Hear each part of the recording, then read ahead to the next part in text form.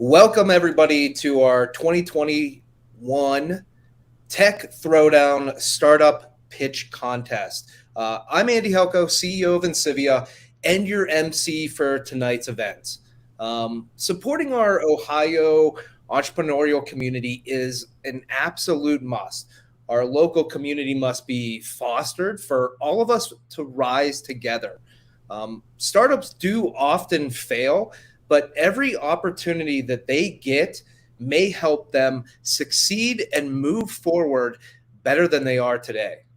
At Insivia, my company, our focus is working with software and technology companies, and we chose to lead this event as a labor of love to help our community gain strength in the technology world, build the future of our neighborhoods and our neighbors. And so today, there is no better time than GCP's Tech Week to support startups that are in tech. So today's Tech Throwdown is really to uncover new early stage tech companies and help them find awareness and the support that they need to grow.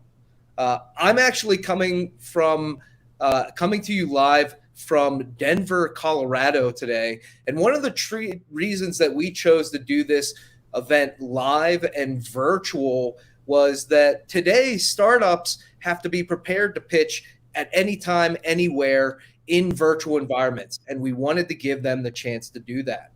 And of course, today, one of the great parts of doing a pitch contest is that we've got some amazing prizes for our winners.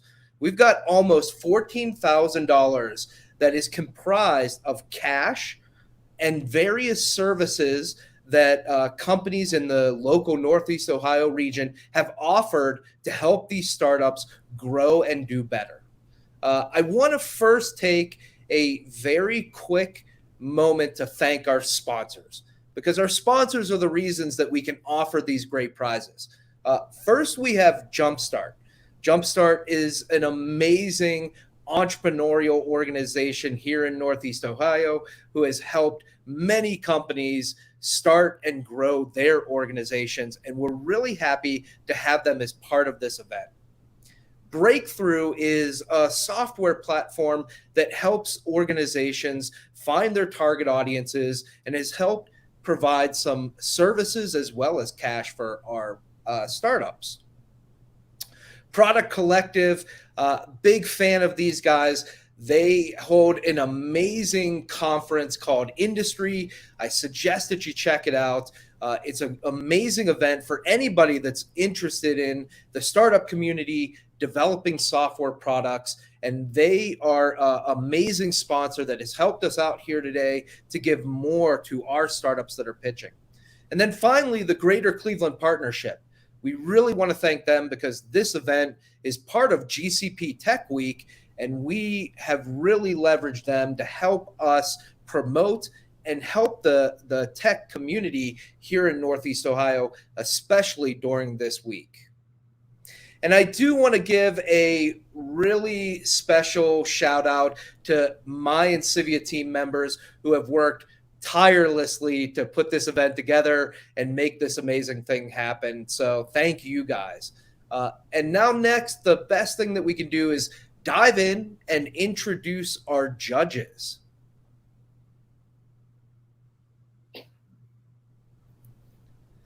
So today we've got a couple of judges, not just here from Northeast Ohio, but from all around the world. We have Todd Fetterman, Managing Director of North Coast Ventures. Say hi, Todd. You want to introduce yourself? Absolutely. Awesome to be with you and the crew here, Andy. Todd Fetterman with North Coast Ventures.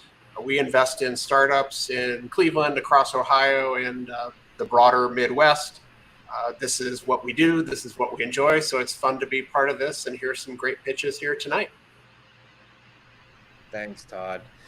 We've got Courtney Gerwitz, from Director of Techstars. Courtney, you want to do a quick introduction? Sure. Thanks, Andy. Hi, everyone. Great to be here. I'm Courtney, Northeast Ohio native. I had started a clean tech company here in Ohio back years ago, feels like decades ago now, and then was pretty heavily involved in the startup community here before joining Techstars a little over 3 years ago. I previously had supported our student entrepreneurship network, and now I lead our ecosystem development work at Techstars. It's a pleasure to be here. Thanks for having me. Thank you. We've got Elnaz Saraf, founder and CEO of Ryobi, and has been one of our past interviews on our Tech Founder show. Welcome. Want to share a little bit about Ryobi? Thanks, Andy. Thank you for having me here. I'm quite excited to hear the pitches tonight. As you mentioned, I am Elnaz Saraf. I'm the founder and CEO of Ryobi Robot, which is an AI-powered educational robot for kids ages between 2 to 8. And looking forward to hearing the great stories of the founders tonight. Thank you. And we've got Paulina Valkowik, co-founder and CEO of Cukes.io. And she is coming, I believe, from Poland. Is that right?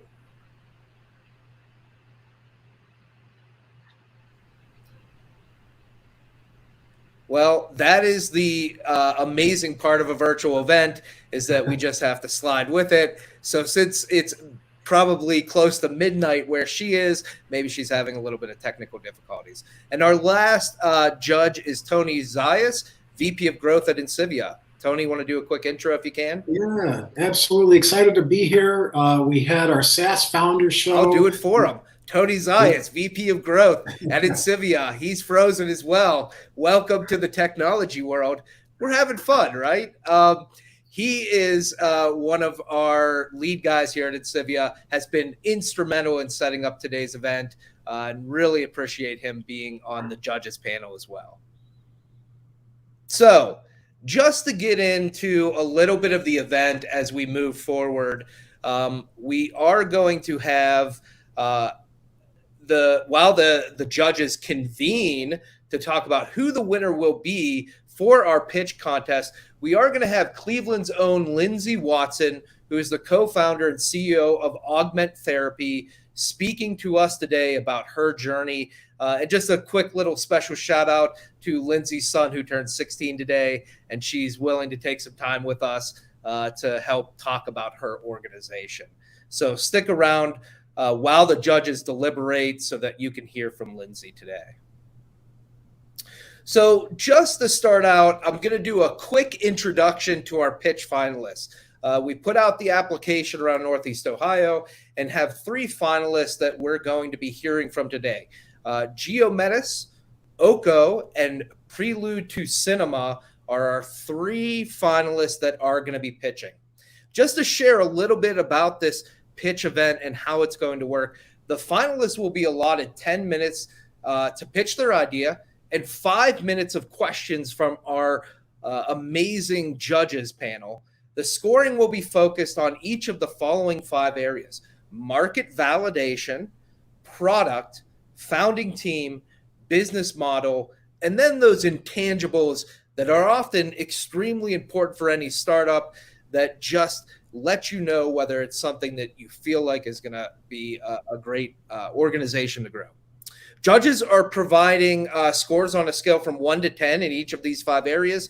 The finalists with the highest overall score combined will win the top prizes that we have here available today. So let's get started on our Tech Throwdown right now. So to start, I'm going to be bringing on our first pitcher, which is Nathan McIntyre from Geometis to present. I'm going to let him share a little bit more about his company and get the pitch started now.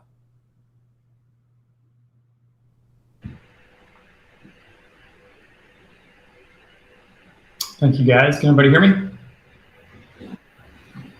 Appreciate your time. So to start out, I'll give a little background here. Geometis is kind of a passion project of mine throughout my whole career. So my career was spent helping energy companies find locations to build projects. And although that might not be something that most of us think about, whether it's a solar farm or a wind turbine or even an oil and gas location or a pipeline or a utility. We all need land to do projects. And my whole background as a consultant and professional services industry has been building companies that do that for a living. In the last year, I've pivoted to bringing that technology to the market, kind of rolling up that experience, if you will, into a product that we can now move to sell into these various companies, much of which were, customers of mine in the past. So,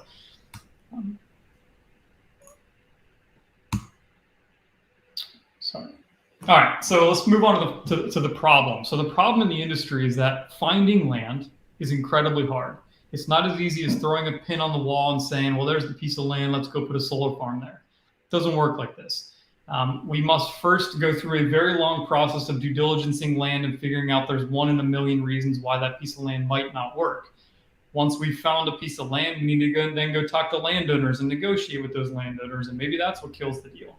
All at the end of the day, to eventually, maybe down the road, the project gets killed for one other reason. So there's a lot of this problem in the industry where it takes us a very long time to actually throw that pin on the map.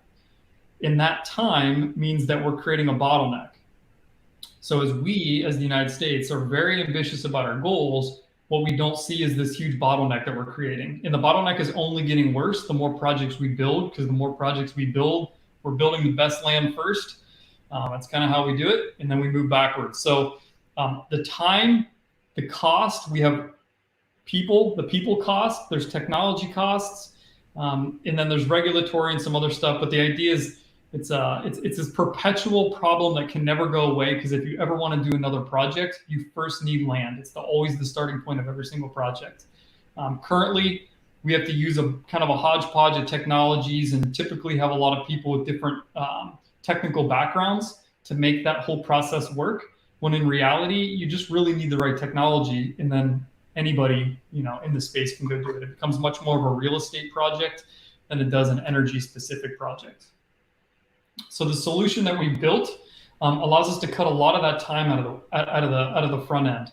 It's not always just the amount of human hours you have to put into a project, but also the beginning and ending date. Because what we're able to do a lot of times is weed out a lot of projects on the front end that might look good at surface value, but they're really not at all. So we get rid of those really quickly. Now we focus on really just the best value, highest value properties and move through that. We do this by charging a monthly fee, and that monthly fee by far is offset based on the time that we save. So the idea then is bringing everything into one user experience. So typically now you'll have screens all up on your monitors, and you got different platforms and different screens, and you're kind of working through that, bringing all that into one screen so that you can keep track of all that as you work through your deals. The markets we're selling into, a lot of energy, because that's the largest topic of the day right now. We're starting in solar and wind and batteries. They're a big market, and they're going to grow for the next 10 to 20 years. We've probably all seen the numbers recently. But there's also other really large sectors we like that we also have connections into. Is electric transmission is going to completely change again in the next 10 years, part of this infrastructure bill also. But a lot of movement there. And then some up and comings like carbon sequestration. But the biggest vision here is that all of these projects are not really energy specific. They're real estate specific. It's land and how to develop land. So we see ourselves as a land intelligence company that will ultimately be in that real estate space on a much more holistic or bigger approach. But our beachhead will be to start into these topics of the day, which are renewable energy. So our biggest differentiators is, the first part is really we brought to market a few tools and put them into the same platform. This has never been done before, and it's kind of a common sense answer. It just never was done. In my whole career, I could have used them. The next is we use artificial intelligence. We realized that using computer vision, we could detect things on Earth that might make a project good or bad. And once we learned that, we started teaching it models, and we have a lot of different data sets now built into this that can say this piece of property is bad because of this feature on the Earth. There's no data to support it, but there's this image. And if I were to look at Google Earth or any other developer, we would see it also. Beyond land, we're also being able to incorporate things like document storage to keep track of your documents for that deal, even contract creation, et cetera. So we're going to bring in more processes. And again, we really feel that we're more of a land planning or land intelligence company at the end of the day, and not just an energy specific company. So today we have an MVP. We have some early adopters that we're working with, really good, getting great feedback. These are people that have been along the way with us this whole time. And we're part of Bounce and Bright, which I'm sure you guys all know. And we're currently talking to a lot of different companies about product market fit and understanding where is that biggest value first to go chase. So business models, selling per month per user, it's kind of a typical, it's very validated. This is how the industry works today. This is what the other companies that we are up against are selling into. And the last thing is myself, I'm a native Northeast Ohio, been in this area my whole life, and my co-founders were partners at a consultancy that I had known. So they'd been together and had a whole tech team together prior to this. And I pitched them GeoMetis, and they decided to drop what they're doing and come over and help me build the company. So I brought a team and a lot of chemistry with me. So they're all together actually in Germany. And that's my 10 minutes. Appreciate everybody. Appreciate everybody listening in, and look forward to your questions.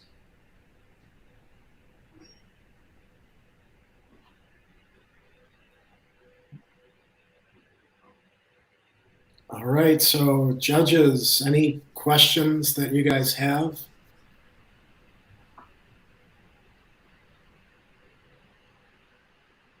So I'm going to read them off here, but target customers. So in the beginning, it's a lot of energy developers. Right now, they're in the pinch. They're at the top of the food pyramid. They need to develop projects, hit their goals. So usually quarterly goals of putting so many megawatts on the grid, doing so many projects.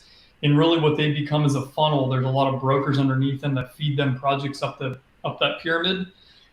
But they need to be able to evaluate projects faster and also give tools to those brokers below them. And that's who we're going to be selling to first. Although next target audience, there's a lot on the land acquisition, land development side. So typically just real estate people who are selling land or buying land, as well as governments. Governments have a lot of land that they are under their jurisdictions. And they need tools also to evaluate land to understand where these energy projects might make most sense within their areas. I guess I'll unmute, assuming everybody could hear me. I'm just curious if you could dive into a little more detail on the customer discovery work that you did, and also for your three, I think you said, potential clients or early adopters, if you could detail where those are located. Just curious if you're seeing a lot of activity here in Ohio, if those are geographically somewhere else in the States. Great questions. Actually, early adopters are all in Ohio purposefully. We started in Ohio because I'm here. And we had all the data curated, but what we're doing from that perspective is really focusing on getting the process down. Because what we've heard from every company in this space, there's really only a few, but they did the process wrong. They're like good in this area, that area, but they're really bad here and there. So we're trying to get our process really down straight before we start expanding to other states to bring in their data so that it can be a nationwide platform. What was your first question? It was so what we started with was we have different angles on this. We had governments. We've interviewed counties, cities, townships, et cetera, to understand how they're looking at these problems of land development and renewable energy projects. Good feedback from them. We've had real estate, so real estate agents who are representing buyers or sellers on one end or the other, and what they are looking at and what they're hearing, the questions that they get whenever people ask about renewable energy. Hey, I heard solar is going up a half a mile down the road. And so we worked with them.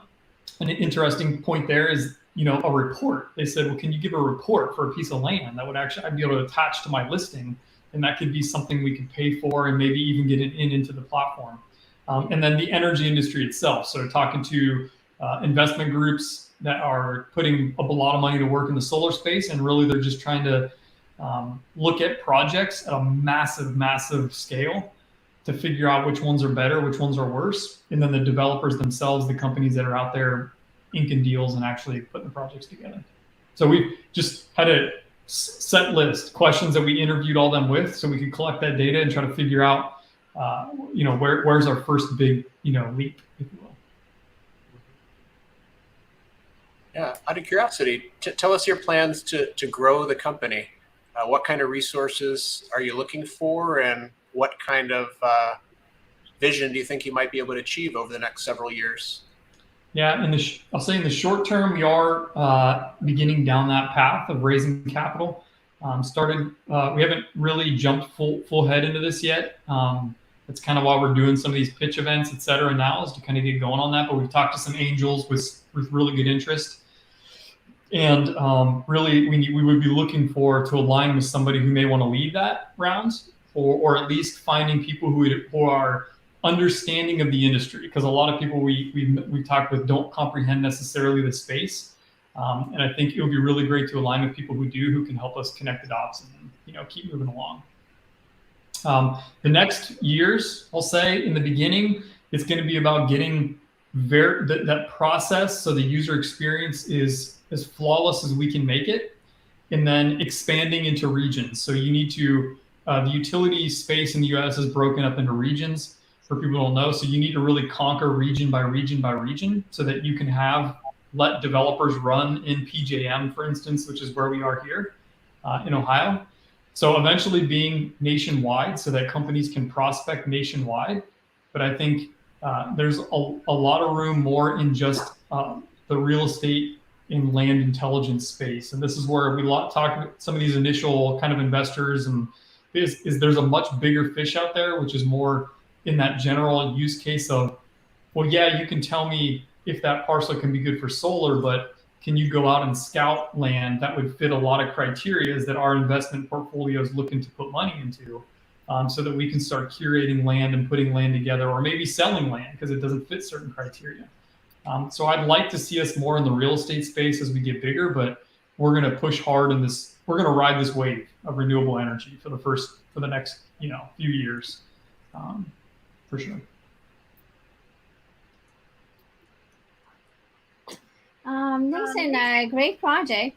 I had a couple of questions. One is, when are you planning to actually officially launch the product? Because I understand it's more in beta version. And also I wanted to know, because this is a very big space, I wanted to know what you think some of the challenges might be in order to scale the business, and how do you think you can overcome those, step by step?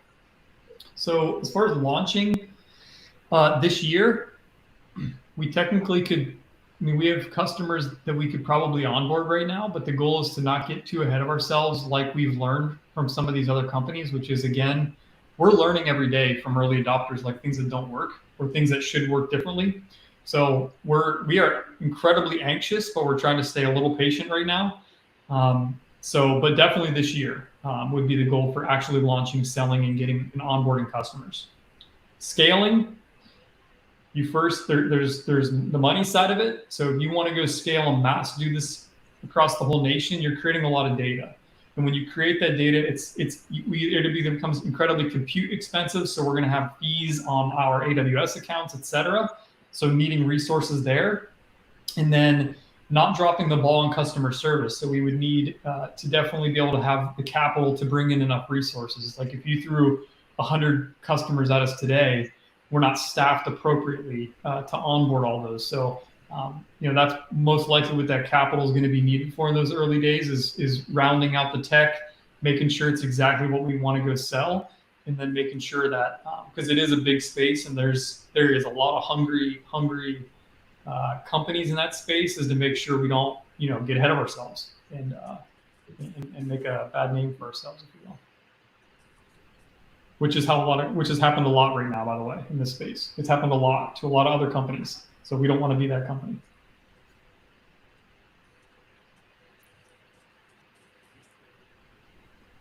Okay. Is that it? I appreciate it, everybody. Thanks a lot. Thank you. Thank you. Thank you.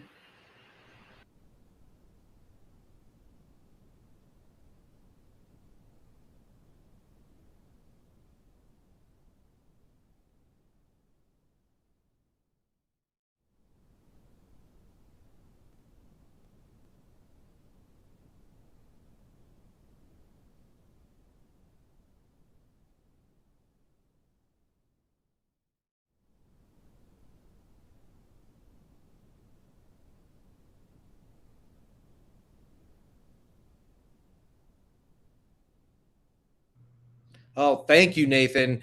Again, maybe some technical difficulties. I was muted, it looks like. Next up, we've got Darren Small and Sebastian Pedraza from Oko to pitch. All right, guys, you're up. Make it happen. Thank you, everyone. Hi, I'm Darren. I'm here with my co-founder, Sebastian, and we are Oko, presenting a marketplace for global commodities. So I'm just going to jump right into it. So to talk a little bit more about the team, again, I'm Darren Small. I am co-founder, CEO, along with Sebastian Pedraza. I started my career in financial commodities and then moved eventually into investment banking. I'm a two-time startup founder. I'm currently based in Cleveland, Ohio. So glad to be here and glad to be amongst other Ohioans. Sebastian is my co-founder. He has built specialty chemical businesses globally, leading teams in entering hard to barrier and opaque chemical markets. So we combined our talents and kind of skills to build our platform, Oko. Right now, we're building our beta product on Caspio, which is a no-code solution, and launching with Alexandria Professional, which is a cosmetic manufacturer from Western New York. So again, Oko is a marketplace for specialty chemicals, connecting buyers and sellers of these chemicals together in a more streamlined fashion. So when I say marketplace, I really mean three things. We gather buyers and sellers together, we facilitate transactions, and we provide access to specialty goods and services. Through Oko, we serve middle market manufacturers, and the reason that we focused on this market segment is because they face the problems, which we'll get into in a bit, the most out of any other market segment. Not only do they face this problem the largest, but they also contribute the largest portion of revenues annually to global manufacturing. Within the United States, middle market manufacturers contribute about $10 trillion of global production. There's about 2,300 companies in the Americas, ranging from North America, Central, and Latin America. And annually, these companies range from $10 million in revenue up to $1 billion. So getting into the problems, middle market manufacturers, and specifically the buyers within these organizations, face three problems: product availability, price transparency, and then access to available documentation in a timely fashion. So when we think of marketplaces now, we typically think of Amazon, eBay, or StubHub, which are marketplaces which still provide access to facilitating transactions. They gather buyers and sellers together, and they provide access to specialty goods. Before we had these types of online platforms, we had marketplaces which required us to go in person, negotiate for prices, find these products that we're looking for, and weren't really quite sure about the quality of the products that we're purchasing or who we were purchasing them from. Online marketplaces really allow us to unlock these and remove these barriers and unlock new access to new marketplaces, which we're trying to do with Oko as well. So I guess the question is, why Oko? So as Darren spoke about, when I started my career in 2013, I started trading textiles for a small trading company here in New York. I focused on moving product from the United States down to Central and South America. As you know, as a front office trader, the easiest part of the trade started to become the sale. Then all the problems arose because of on-time documentation, product availability, and price availability. As I moved my career to a Fortune 500 trading house where I led multiple teams, especially in the industrial sectors in Central and South America, the same problems arose. We still had problems with price availability, product availability, and access to on-time documentation. So most of the inefficiencies didn't really come from the sales or trading part of it. It came from the operational and market access part of it. The slide you see here is a slide that I sent to Darren in 2014, maybe a year and a half after I started at Omni International, first trading textiles, where I identified the three products that we'll talk about. And I said, Darren, someday we should tackle this problem. Now that I've left the job place and I lead my own consulting company here in New York, we thought it was time to go ahead and do this. So as we dive into the three problems, I think we have to emphasize product availability price transparency, and access to documentation. When we talk about product availability, if we take a look at an example of a company, small, medium company anywhere in the world who can't access product, that means that their production is off, which ultimately really means that their sales process is off. So if their procurement teams can't really transfer information accurately and appropriately throughout their production chain, their entire sales process is off. And again, their budget and other types of processes will be incorrect at the end of the year. When we talk about price transparency, when you have a small to medium-sized manufacturing company of intermediates, just to give an example, paints or adhesives, where they have the correct infrastructure, they have the correct capital, and they have the correct know-how on how to manufacture, but they just can't seem to be able to negotiate a price because they're located maybe in a high-risk country or because of any other characteristic that hinders them from entering a negotiation in an international market, this becomes a big problem for them to procure product.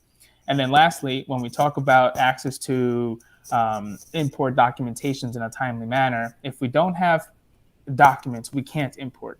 And again, like I said before, from my experience, most of the problems really arose tracking down simple documents such as an invoice or a technical data sheet that we should have had maybe a day after we placed the order.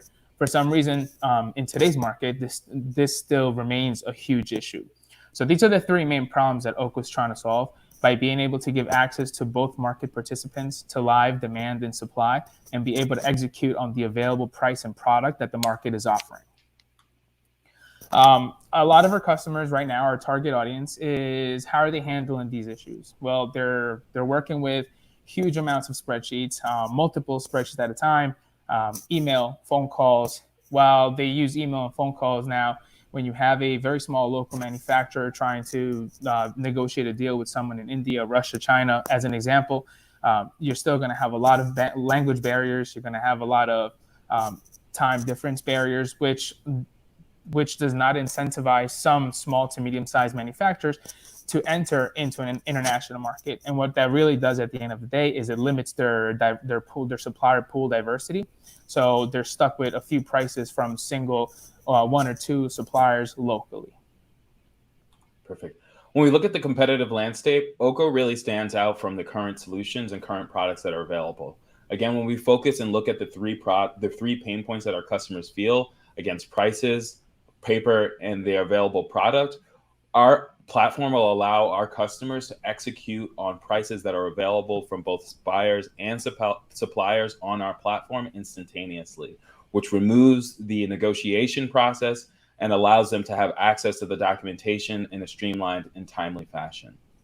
The way that we do that is by establishing our marketplaces built on three main tenets. We provide our clients with access to deep liquidity for both buyers and suppliers to have access to both purchase inventory and sell it freely in our marketplace. We provide trust in our marketplace by vetting and providing compliance assurance on every customer that comes into our platform to ensure the highest standards and to protect each of our market participants. Lastly, we align our incentives on the platform through a milestone-based payment, which incentivizes our suppliers to fulfill their documentation and also milestone achievements through our platform, and also get paid in a timely fashion by the buyers. When we look a bit into our platform, this is the power of Oko, and this is the transparency that we provide to both sides of the market. Both buyers and suppliers can see the information in our market and decide who is the best market participant to trade with based on where they are in the world, the time that it will take for them to actually deliver the goods into their warehouse, and other rating factors within our platform to let them know how reputable and trustworthy that counterparty is. When we talk about having both sides of the market incentivized, we want to make sure that our buyers are able to get the documentation that they need within our platform in a timely fashion, and our sellers also have access to payments faster through our platform. As we've gone through some of our early customer discovery, one of our customers actually told us that it took us up to 6 months for them to actually get paid by their buyers. And that actually leads to very large concerns for a seller, because you may not actually get that payment from a buyer at any time, and they could actually default on that payment. So by incentivizing the buyers to also get their documentation in a timely fashion, and the sellers also knowing that they're going to be paid, and through these verified transactions, both sides of the marketplace will be able to come together on our platform. Our business model is going to be built on a commission basis. So we're going to be charging both sides of the market $500 in order to execute a trade. We also have the ability and also see the potential to add additional revenue streams within our marketplace by selling market data, adding subscriptions, and also providing logistics services. We are currently raising a pre-seed round of $800,000. We have about 20% of that soft circled from some early investors. And all of that money will be going to product development and onboarding our customers to meet some early milestones. So I'll stop there and take any other questions.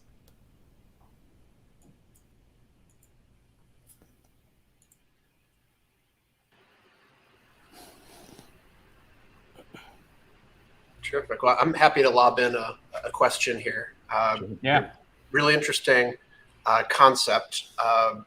Generally, the term MVP is thrown around. In this case, though, I guess I'm more curious, because of the chicken and egg prospect of needing buyers and sellers around potentially a number of different subsets of the specialty chemical or other commodity type industries. What is, do you think, the minimum viable marketplace, that you need for this to be interesting and helpful to a wide enough set of buyers to kind of attract enough people post, I don't know if you'd consider it a beta, but just to get enough scale so that people can find what they need so that this becomes valuable, sticky, and repetitive?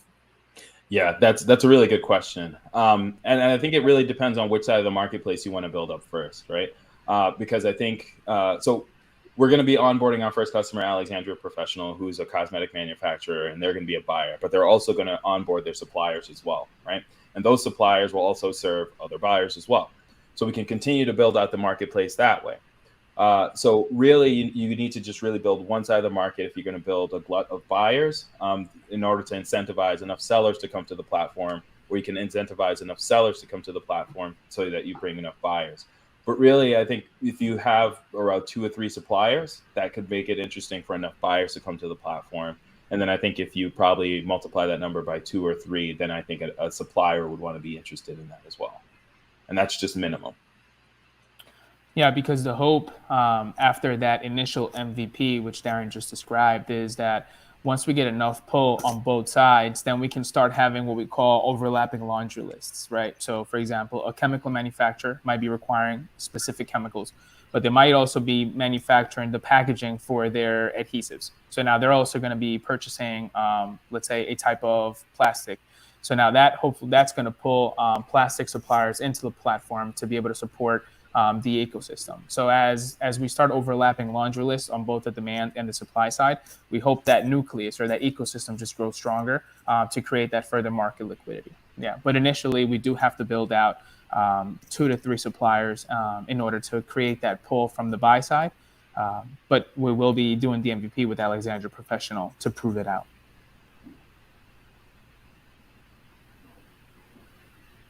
I think Paulina is next.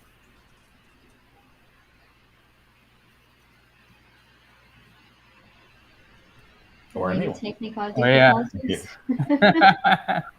I'll go next. Quite interesting project, especially, even we as a company have been dealing with a lot of logistics and supply chain issues these days. So it's interesting to see your project. I have a question, actually. So my understanding is that you are going after manufacturers to bring them on board and then have buyers on your platform. Why are you doing it that way rather than launching the product and licensing it to big enterprises like Alibaba, for example? Yeah, so I think there's well, you have to remember chemicals and commodities trading is a pretty antiquated business. It hasn't changed since almost the beginning of time. People use phone, fax, and email to really coordinate trades.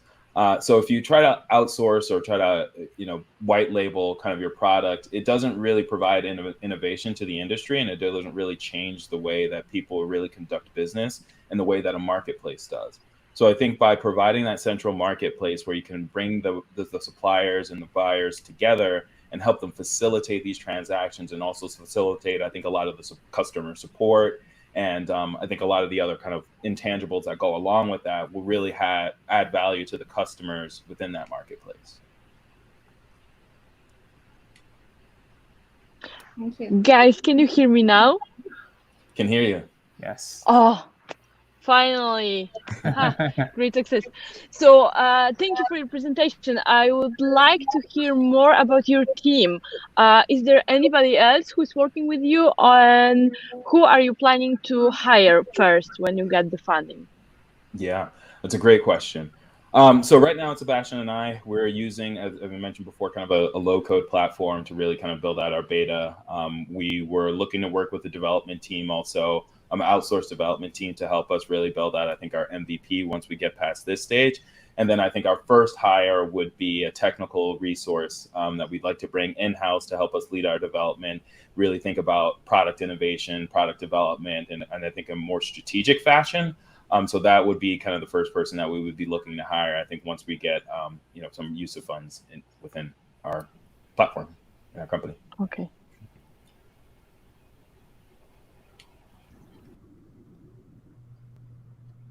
Awesome. Thank you so much, Darren and Sebastian. Great pitch. We really appreciate it. Our next and final pitch is Alex Michaels from Prelude to Cinema. Alex, take it away.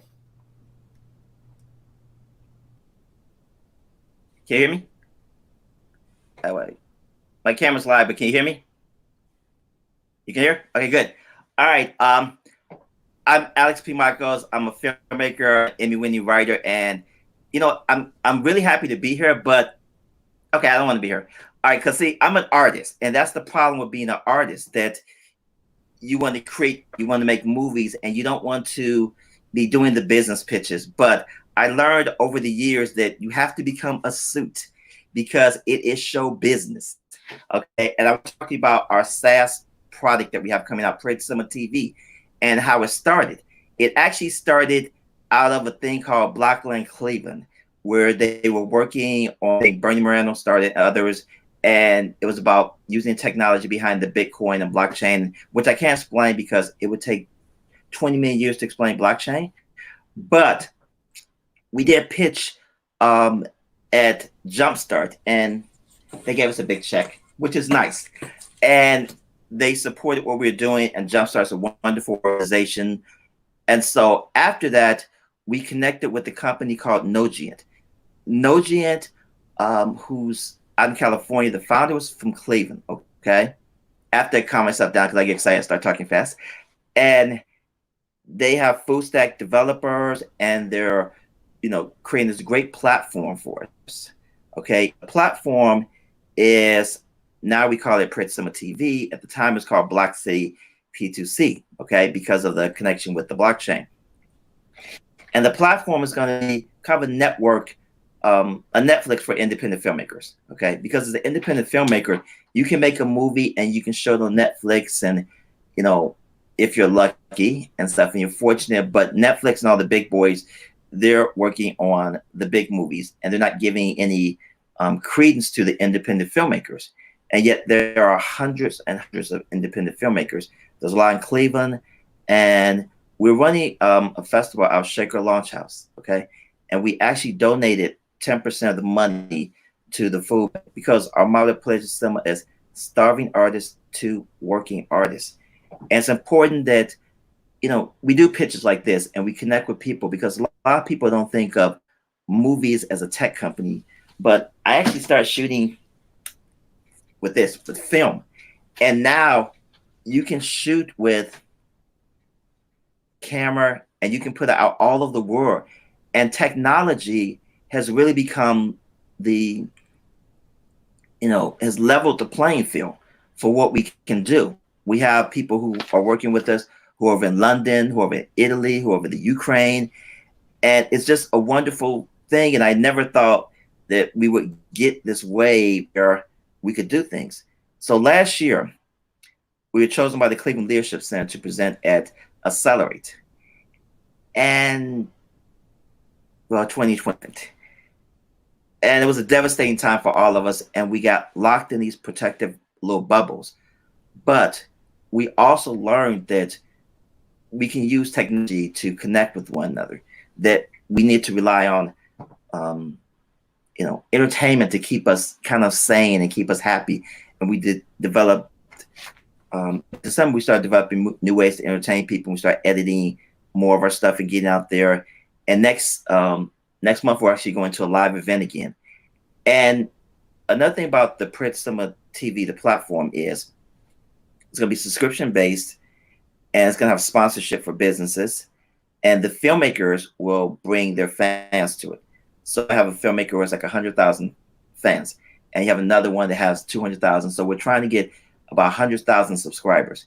And we're also going to have ways where businesses can sponsor the films, because that's how we survived Print Summer. We had restaurants sponsoring us, and so I just got like, it was like devastating to see the number of restaurants that closed up. So we're hoping that we can, show our movies and show things online and get people to come back to real world events and to help our city, because I grew up in the city and I love the city, and I just want to do what we can using art and technology to to bring us back to our potential.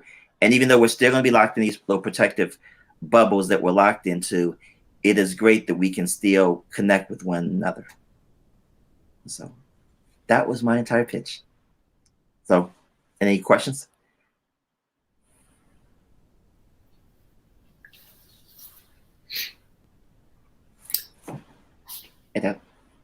All right.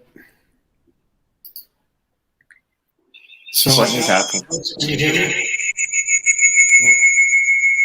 I have questions, but I can't hear anyone. I'm happy to dive in, Alex. Maybe tell us a little bit more. You kind of characterize it as a Netflix for independent filmmakers, and maybe just give us a sense of where you are in developing the product and how you'll bring it to life in terms of a platform and driving creators to put content on the platform and then eventually monetize. Okay, great question, love it. Okay, right now we have a developer and they're working on the platform, so they've been doing a number of things. I can't show you the actual platform because they're not finished it yet, but we need some more funds to hire some more developers to bring it to life. And like I said, it's going to be subscription based. So over the years, I've got to know like tons of filmmakers, and like through the Shaker Launch House event, we were at Shaker Launch House. We got films from like all over the world, from Canada, from France, from Russia, and filmmakers. So filmmakers always look for ways to show their movies, and we're going to have a fund to help those filmmakers. And so they'll be able to show their movies, get funding for it, and we'll also have business sponsorships, and that's another way to monetize things. I did a TV show, Out of Darkness Cleveland, and we wrote businesses into the shows. And that's the thing where you have commercials and they really don't watch commercials. And the whole thing is like making sure your business, your brand can be on the show. Oh, yeah. Someone asked me about how the business sponsorship works. Okay. Like with Lucy's Sweet Surrender, we're doing a television show about cops. And so Lucy's is a place where cops hung out. And so it was a natural fit. And so they paid us money. They were in the show. And we actually, when we did the show, we were on television and such, And then later on, we got the show on airtime and such. So the show's there on our website and everything too. So, and that's the thing too. The businesses benefit from long-term, exposure and being part of a show and stuff. You can do real world events at the places too. But thanks for your question, Todd. Really appreciate it.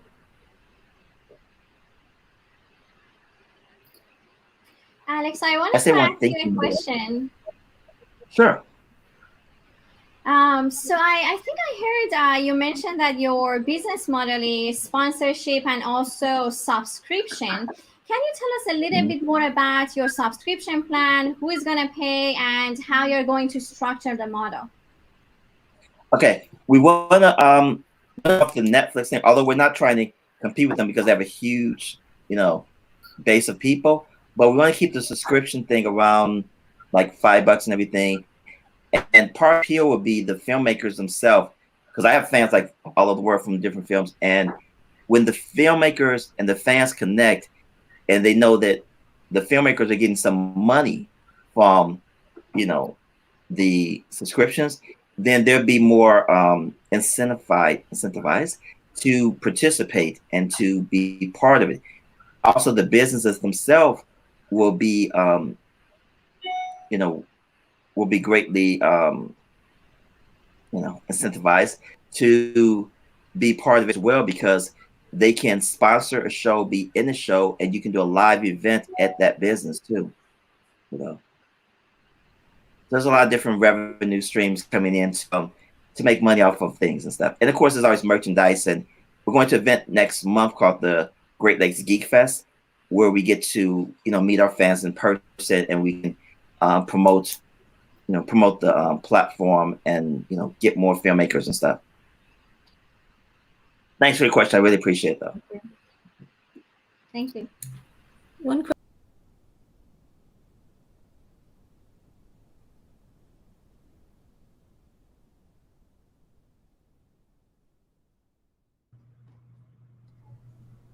Well, it looks like I'm back.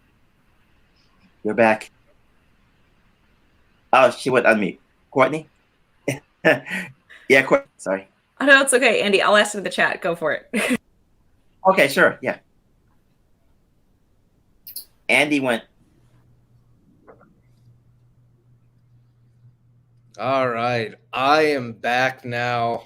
And Courtney is working on typing out a question, which I'm going to ask to Alex, and we'll get him back on one more time before I introduce our speaker. But Alex, how many artists are on your platform right now? Tony, we'll have to switch Alex back on. We have about a dozen artists lined up, and there's going to be probably by the end of the year at least like 100 different artists. There's like no shortage of filmmakers and such, local around the world. There's someone that's from France and Canada, which I really gotta get because I love their movies and such. So we're looking about having 100 artists by the end of the year, and we really love your support, and big checks and everything, because we gotta get this to beta and get this launched like yesterday, but it's like in beta and development thing right now.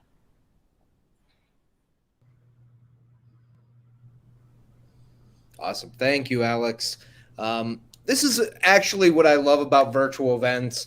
I think that in today's world for startups, that pitching across a camera is a reality.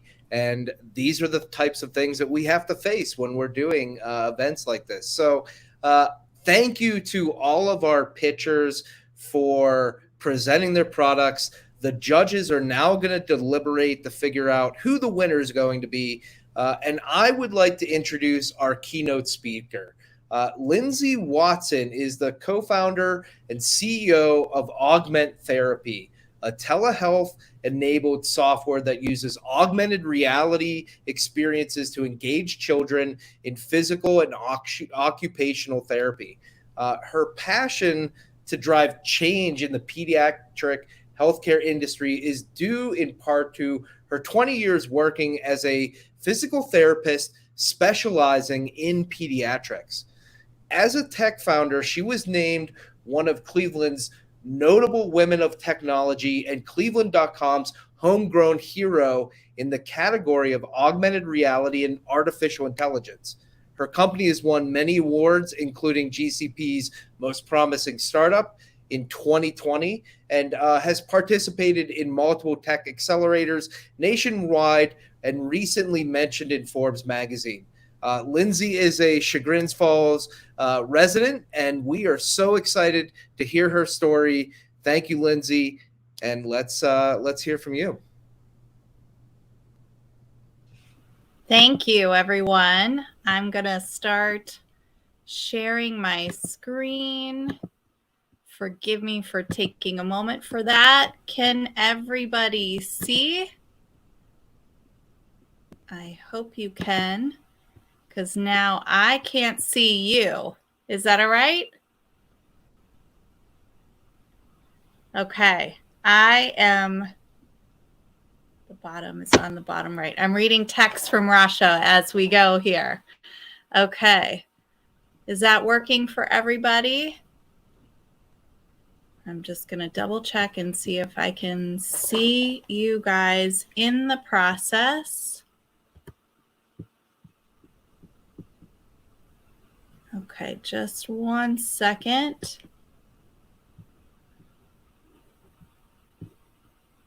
Hope you guys don't mind waiting for a quick moment. Okay. I'm going to share my screen again. Was it working before? Got it. Okay, now I can see you. Okay, here we go. All right, thanks guys for being patient. All right, so I'm Lindsey Watson, as he mentioned. Thank you for having me today. I am so excited to talk with you all. It's really wonderful to be in a virtual room filled with other entrepreneurs and people that are really pushing the envelope of what we can do, especially in the Northeast Ohio region. As Andy mentioned, I am a physical therapist. And part of what I'm going to do today is share with you a little bit of my journey as going from that role of a clinician to the role of a CEO. So I thought a great place to begin would be to talk about my listening years, I call them. So those were the years I spent working directly with the children. My job really entailed working with hundreds of kids with a variety of diagnoses with things like cerebral palsy, Down syndrome, autism, various surgical procedures. And my job was really to help them strengthen their muscles and build coordination. As oddly enough, many of these kids, I was working on coordination, but yet they were always very good at throwing a ball directly at my head as soon as I would turn away. They were coordinated enough to throw it right at my face, right at the right moment. And so I had quite some fun years and some really good life lessons from these kids. In the meantime, I would also daydream about how I would do a better job at engaging kids to do the necessary exercises they need to do to get better. So I would do this while working with these children. In addition to that, I was also really fascinated with things in the market like telehealth and remote patient monitoring and gamifying delivery of care. But I never saw all of those elements combined in pediatrics. So I spent a lot of time really kind of diving into the market and becoming an expert in all these areas that were never combined in pediatrics in this way.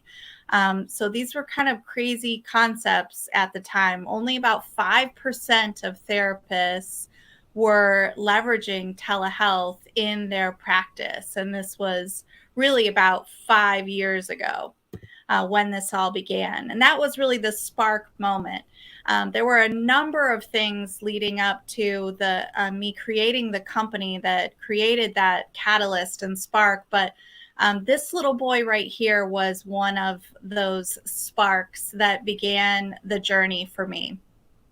I really struggled to get him to do the exercises that he needed to do to work through his cerebral palsy. And he was not a fan of his leg braces. And he didn't want anyone to touch them either. And that first day with him, I'll never forget, I watched him walk and I thought, I'm going to fix this. And I dove right in. I sat down with him and I started taking his braces off. And I all of a sudden noticed that he was sniffling, and I looked up at his face and his chin was shaking and he was crying. And the life lessons I learned from that moment, he then proceeded to tell me that no one else took his braces off except for his mom and dad.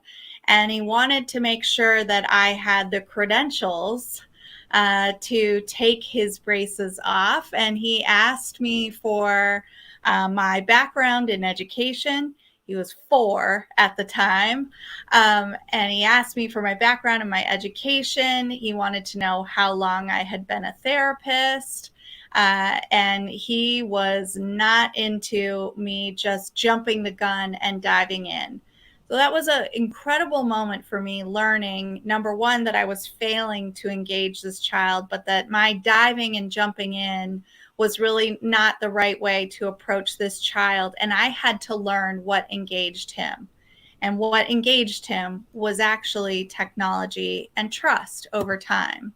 So I finally took all my ideas for how I was going to solve these problems with kids like that little boy.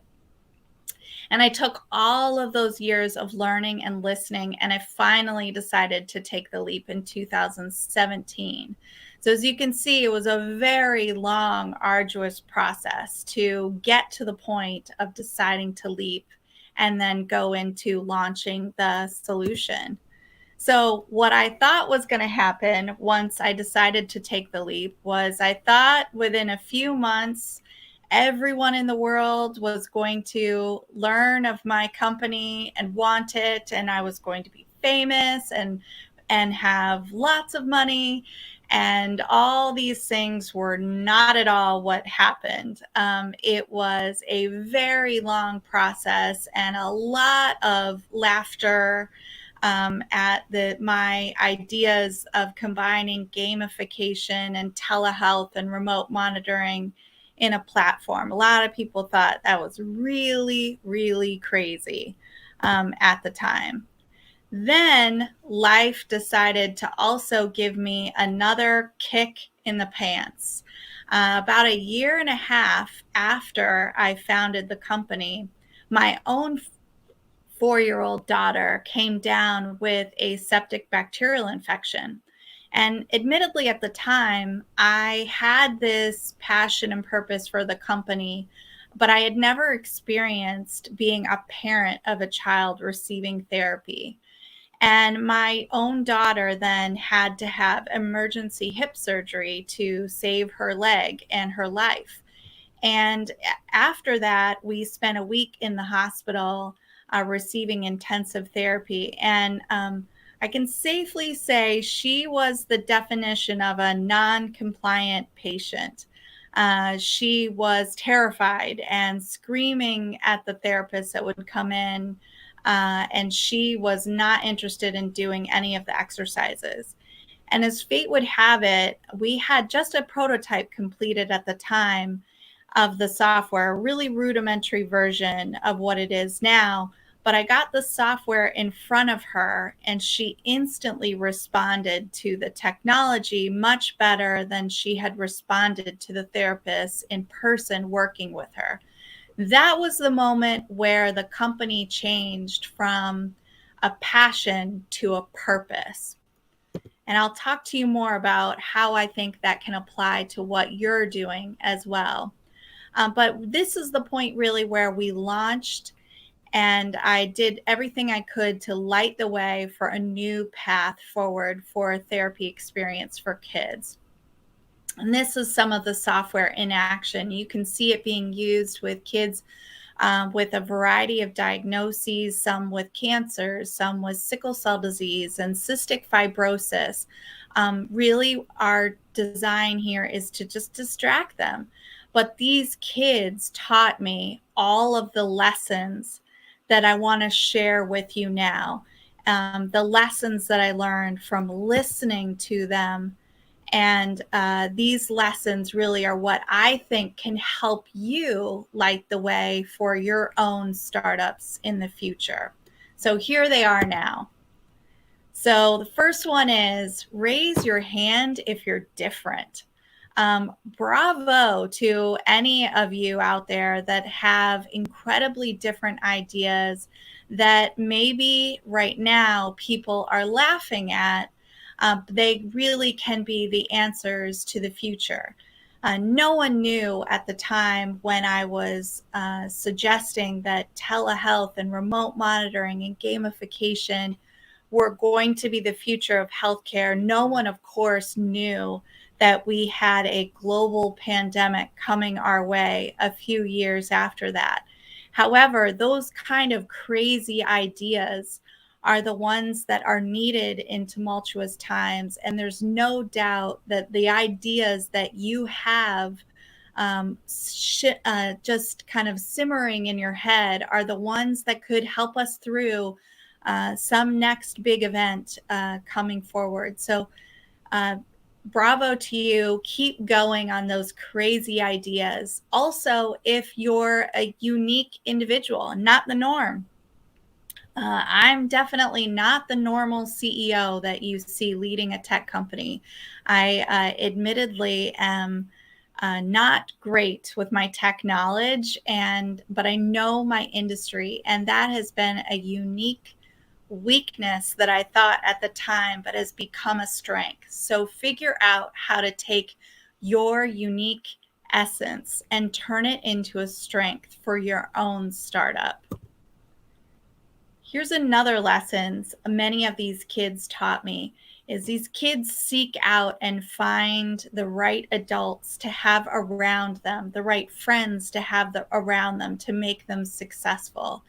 And building this company has taught me that the number one priority that you have should be to collect your safety net of exceptional professional and personal network people to help you in this battle ahead as you build your own startup and company. There's many occasions where I have had to lean on my family and friends to help me when we're hitting a low point in the startup. My mom will, I have her on speed dial, and she runs meals over to us when I say, I've got a late night coming and I need you to help me pick up kids so that I can keep going and juggle all of these balls at the same time. In addition, your job should be to look for people with high integrity that professionally can support you as well. These kinds of people are the people that believe in you, but also can criticize you in a helpful way. Sometimes you need to hear those good and bad things to help you in your direction forward. These are the people that you can call on at any time that will be there to help you and that will ride on your coattails, both in those good moments and those bad moments. Find those people, collect them early in your journey, and bring them along with you for the wild ride ahead. The next one is learn to be fuel efficient. This has been something that I have built through the years, and this one I can't emphasize enough. Take that, what I mean when I say fuel efficient is take that inevitable negative feedback that you're going to get from the naysayers that often are really kind of stand around the beginning of this race of startup life. And you're going to hear no more often than you hear yes. Learn how to turn that negative input into a positive. For me, I give it a 12-hour rule. I allow myself to marinate in the feedback that is negative at times, take in the good parts of it, throw away the bad, learn from it for a good solid 12 hours, and then move on. Keep going forward at all times. Listening and leading requires both negative and positive, and learn how to turn it all into fuel. Don't be scared of the quiet place. So this doesn't mean to the movie The Quiet Place. What it really means is that startups are an extremely chaotic environment, and you can feel as though you're constantly caught up in a maelstrom of input from all sides at all times. One muscle that I have had to learn to develop is going into quiet periods of time where I silence the noise from any outside source, and I get back to the source of why I'm doing what I'm doing and what my objectives and goals are immediately in front of me. And the only way I can really get to that effectively is with quiet spaces. So I'd encourage you to take that time, carve it out each day, because it will translate into success for your company. The next big one is solving big problems requires small steps. I applaud you for doing what you're doing and going out on a limb and trying to bring some massive good in the world. We need more people doing that. However, I think a lot of us don't recognize that it does take a very long time to get there. What I've tried to do is dissect things into small steps and often work backwards from the goal. If you look at that ultimate goal and dissect it into small consumable pieces working backwards, you're going to stay much more focused, and you're not going to get as frustrated with the length of time that it takes you to reach that goal. Make incremental targets for yourself, and you won't give up on the journey ahead. Okay, this one, pay close attention to your purpose.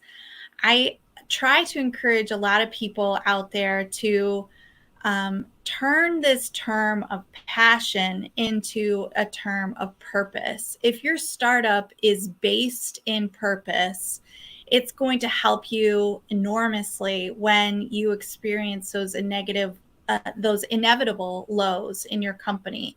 A purpose for us, for example, is this child you see on the screen here.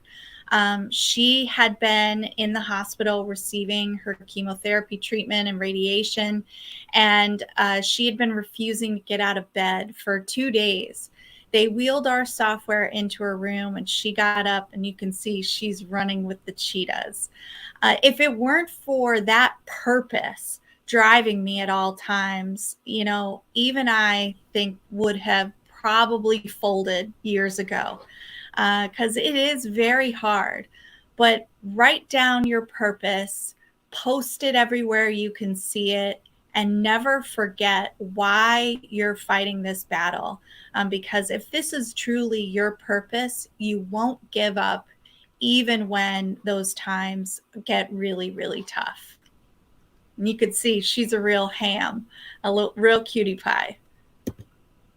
Okay, so these 6 lessons really are learned from not only the children, but from my life in the startup. And this video actually shows the child that I initially explained to you about how he was afraid for me to take his braces off. And he taught me eventually, after all this time together, that I could take those braces off efficiently and effectively. I just had to be patient and trust the journey.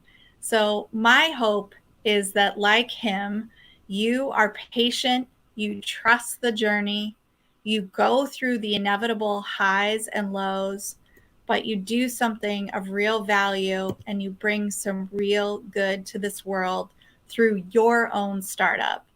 So here's to you in your journey, and I wish you all the best. Keep going, don't give up, and never forget those 6 lessons to lead you there. Thank you so much. And I'd love to hear from any of you.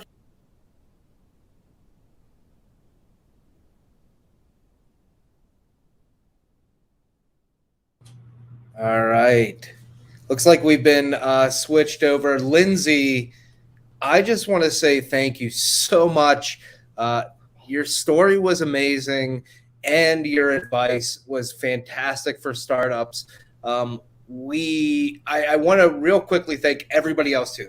We're about to announce the winner of the event, but thank you to the judges. Thank you for those that have come and watched the event, and everybody that's helped put this together, sponsors.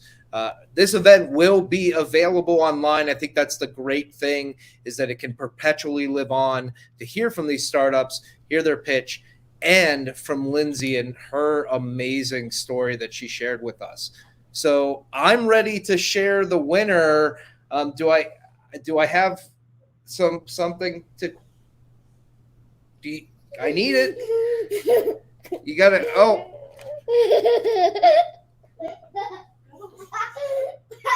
So, who is the winner today? Remember, I'm in a hotel room in Denver.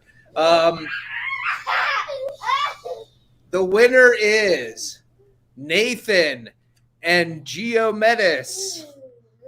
Congratulations, Nathan.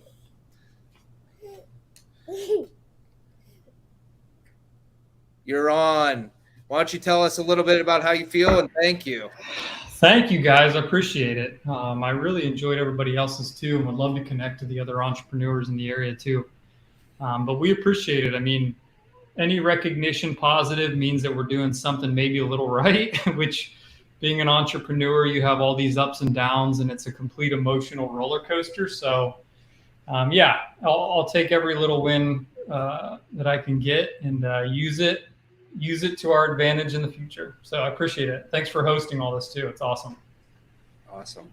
Well, thank you everybody again. We really appreciate you joining us. My kids were quiet for a whole hour and a half, and now they are going to be unleashed. So I appreciate everybody joining us for this event.